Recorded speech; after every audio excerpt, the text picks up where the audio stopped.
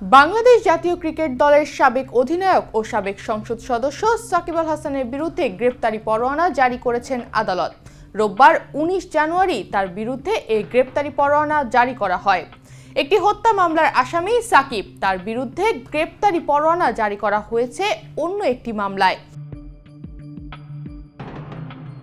জানা যায়, আইএফআইসি ব্যাংকের চেক ডিজনার মামলায় এই গ্রেপ্তারি পরোয়ানা জারি করা হয়। সাকিব ছাড়াও আরও ২ জনের বিরুদ্ধে একই মামলায় গ্রেপ্তারি পরোয়ানা জারি করা হয়েছে। মামলার অভিযোগে বলা হয়েছে, সাকিব আল হাসান অ্যাগ্রো ফার্ম লিমিটেডের চেয়ারম্যান হিসেবে দায়িত্ব পালন করছেন।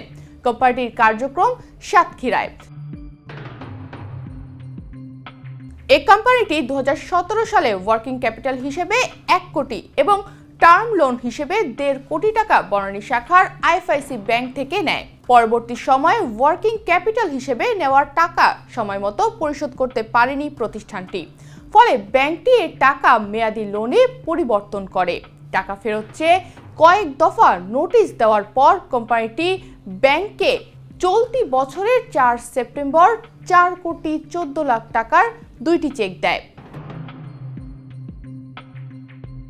তবে সংশ্লিষ্ট অ্যাকাউন্টে যথেষ্ট টাকা না থাকায় চেকটি বাউন্স হয়। এরপর গত ১৫ ডিসেম্বর আইএফআইসি ব্যাংকের পক্ষে শাহিবুর রহমান বাদী হয়ে ঢাকার অতিরিক্ত চিফ মেট্রোপলিটন ম্যাজিস্ট্রেট মাহবুবুল হকের আদালতে মামলা করেন। সাকিব ছাড়াও মামলার অপর আসামিরা হচ্ছে অ্যাগ্রো ফার্ম লিমিটেডের ব্যবস্থাপনা পরিচালক গাজী শাহগীর হোসাইন, প্রতিষ্ঠানটির পরিচালক ইমদাদুল হক ও মালাইকা বেগম। ১৮ জানুয়ারি সাকিব সহ ৪ জনকে আদালতে হাজির হওয়ার নির্দেশ দেয় আদালত।